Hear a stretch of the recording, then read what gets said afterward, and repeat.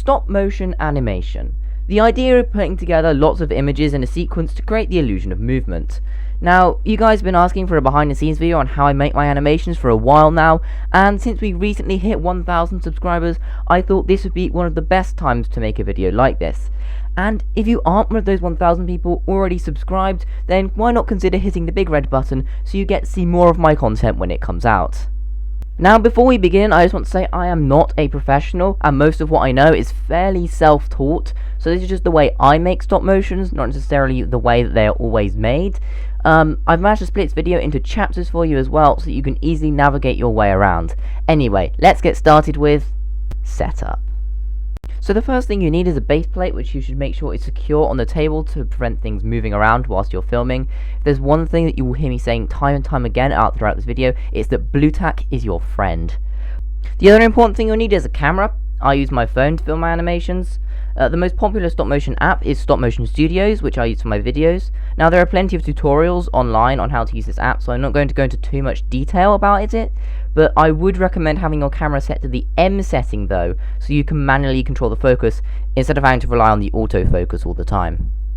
One of the most common ways to hold your camera is a tripod, which I do sometimes use, but I often don't because it positions the camera too high for most shots. I did this a lot in my first year of animation, where every single shot I took was from a high angle, and it just doesn't give your film as much character. Now I use this apparatus most of the time, and it gives me a much better variety of different angles and shots. Since it's made of Lego, I can just take bricks off the bottom to get lower angles, and add bricks on to get higher angles.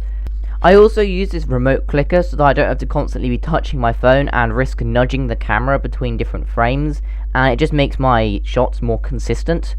Lighting is also very important. In a lot of my early stop motions, I had a lot of random lighting changes, and it just made them look really bad, so make sure to block out all natural light, as this can change over time as clouds can move in front of the sun.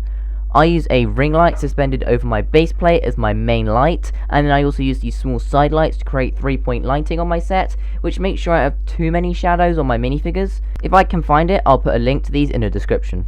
I also like to have these Pringles lids on my desk to store small parts and accessories, as well as blue tack so they don't get lost.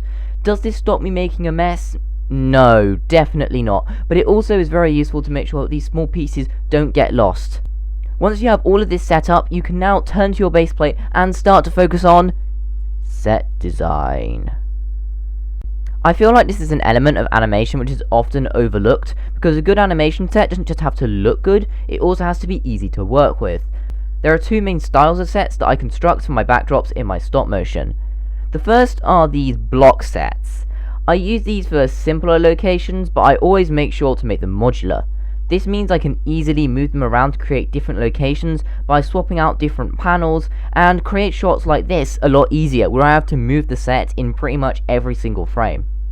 For more detailed backgrounds, I use snot sets. This is basically where I get a bunch of plates and attach them to snot bricks. This makes these sets really easy to move around when filming without having to tear up a bunch of different bricks. The great thing about this system is these sets can be highly detailed and modular, such as these wall panels I used for the abandoned factory in 40/40th episode 7. They can easily be moved around to create different locations, and with a few extra pieces in the foreground, it can create a great stop motion set. Of course, when designing a backdrop, you don't have to worry too much about what it looks like from behind. Most of mine look really bad from the back due to my very limited parts.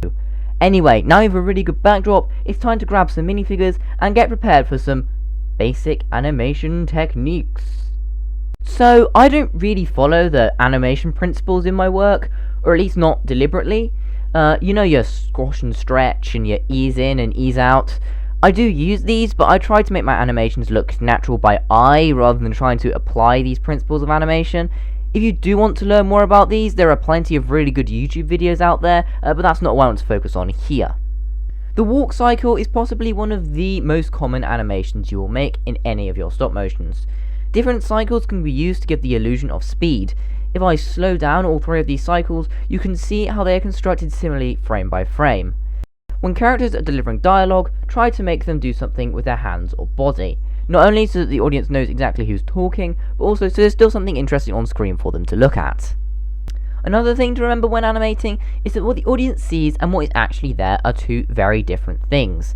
I only have 2 horses and a few knights, so to make this giant battle scene I had to use a bit of camera trickery. For example, in this scene, only the front row and some of the second row are actually knights. Beyond that, it's just random minifigures holding sticks and swords. However, this gives the illusion to the audience that there is a whole army of minifigures, because they can see their swords and banners in the background. I do a similar thing with this shot, where the first row of minifigures to walk past the camera is reused as the 4th row. For this shot, I only had 2 horses, so the guy at the front is positioned so you can't see his horse, but the reins he is holding imply that he is sitting on a horse. And in the next shot, I move the horses around so that he is in fact sitting on a horse to reinforce this in the minds of the audience. Maybe go and watch this animation after this video to see how many more tricks like this you can spot in it. Of course, basic animation will only get you so far, and there is so much more of a stop motion that the audience will see, so let's move on to practical effects. I believe that where possible, practical effects should always be used over digital ones. There is something about having an effect just on camera with the characters that makes it feel a bit more like it fits into the world that you've created. For example, for this shot, I could have used a green screen, but instead I decided to use a bit of forced perspective to achieve the same effect. This saves me time in editing and can help avoid any weird boundaries caused by the green screen. For coloured lights, I used finger lights, which I got off Amazon. Again, I'll leave a link in the description if I can find them. They come in 4 colours, and I use them to light up lightsabers, blaster bolts, and explosions for my animations. For explosions, I use a variety of different pieces, including red tinsel, though I know a lot of animators also use cotton wool to achieve the same effect. I use blue tack to stick different pieces around the tinsel to create an explosion effect. I will also throw in pieces of the thing that's exploded, just to add a bit of extra depth to the explosion. For lights that are on the whole screen, like this alarm from a 4040th episode 9, I often place a translucent folder over my ring light to change the colour of the light it produces. But unfortunately, there is only so much you can do with Lego, and sometimes you just have to use digital effects and green screens. There are a handful of digital effects I frequently use in my animations. One of the more noticeable of these is holograms, where I take 2 pictures for every frame and use the merge effect on Stop Motion Studios to create a translucent character. I also shine a white light on the minifigure whilst filming to try and get them more of a hologram-like effect. I also use the erase function to cover up supports for each frame, which aren't supposed to be there. For example, to get this bow without the arrow, I created 2 takes of the shot, then erased the arrow from the bow in every frame after it had been fired. One of the biggest digital effects I'm looking to incorporate more into my upcoming stop motions are green screens. Now, I go to great lengths to not use green screens where possible due to all the extra work they involve, but for some shots it's impossible to achieve an effect without using one. I mostly use them for space scenes and wide shots. Firstly, I recommend that you do not use the green screen tool on Stop Motion Studios, as this does not allow you to alter the green screen after you've taken the photo, and the boundaries can often be quite sharp. Instead, I will film the background and the moving objects separately on Stop Motion Studios, then export them to a different editor. For this, I just use a simple editor like Microsoft Clipchamp, but I am looking to get a more advanced editor in the future. This allows me to move spaceships around, control their size, and get much more of a clearer boundary between the green screen and the object than Stop Motion Studios would allow. Once I am happy with my shot, I then just import it back into Stop Motion Studios to be edited with the rest of the animation. This is only something I've recently started using in my animations, and I'm looking to start using this technique a lot more to create a better variety of wide shots too. So maybe if you guys want a full green screen tutorial, once I've learned some more advanced techniques, that is definitely something I could make in the future. So don't forget to let me know about that down in the comments below. Well, once you have all of your shots taken and you've added in all of your effects, you can start to think about audio and music. Possibly one of the most overlooked elements I see in stop motions. You should never underestimate the effect that good audio and especially music can have on your animation. Let's start with audio. Now, Stop Motion Studios has got some sound effects, but these don't give you a very good range of sounds, so I like to download sounds from the internet or sometimes record my own. For example, this bowstring sound is actually me rubbing a balloon. or this hood sound, which I recorded just by moving some fabric around. You can find a lot of good Star Wars sounds online, like blasters or explosions, which sound much better than the ones provided by stop motion studios. Other sounds like someone falling over, or a flag flying in the wind, just add an extra level of immersion to your animations. Ultimately though, the atmosphere is set by music. You would be surprised at the difference some good music can make to your animations. Again, Stop Motion Studios does have some music, but I prefer to use music from Star Wars itself or other royalty-free tracks I find online. The YouTube Music Library is a fantastic place to find royalty-free music for your animations. I will leave a link to this in the description. Some of the tracks I commonly use are Black Vortex,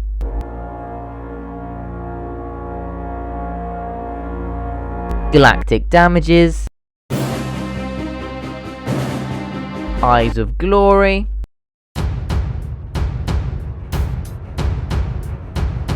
The Awakening,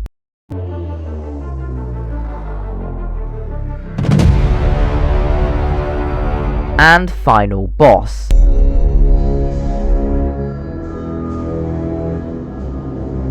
All of these work great as generic action backing tracks and help to make action scenes feel a bit more dramatic. Now, the actual audio interface on Stop Motion Studios itself isn't brilliant for music, since you can't do things like fade music in or out, so again, I would suggest using a proper editor for this, which is something I'm definitely looking to do in the future myself. Anyone who films stop motion animation knows that it takes a long time. I mean, at this point a 15-minute video takes me almost a year to produce. But ultimately, the most valuable thing you can do to improve is just practice.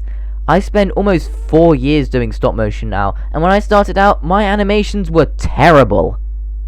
I would advise to anyone who wants to get better at animation to just keep going, and over time you will figure out more and more what looks natural on camera.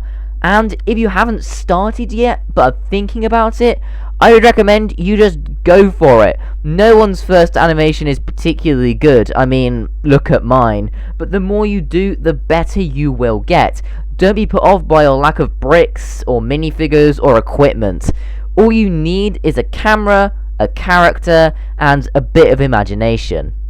If you want examples of these techniques in practice, then make sure to check out some of my animations here. Don't forget to let me know if you found this video useful in the comments, and if there are any important tips you think that I missed. Anyway, goodbye.